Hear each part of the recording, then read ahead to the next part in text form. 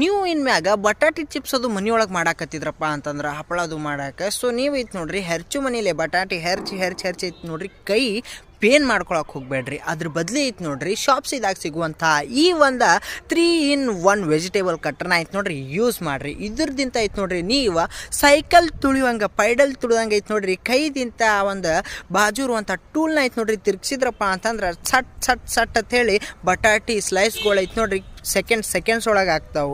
ಮತ್ತು ಇದ್ರೊಳಗೆ 3 ಬೇರೆ ಬ್ಲೇಡ್ ಕೊಟ್ಟಿರ್ತಾರೆ. ಇದ್ರೊಳಗೆ ನೀವು ಕೊಬ್ಬರಿನೂ ಹೆರ್ಚ್ಬೋದು, ಚಿಪ್ಸ್ನೂ ಮಾಡ್ಬೋದು, ಎಲ್ಲ ಥರ 3 ರೀತಿ ಒಳಗೆ ಐತೆ ನೋಡ್ರಿ ವೆಜಿಟೇಬಲ್ಸ್ನ ಕಟ್ ಮಾಡ್ಬೋದು.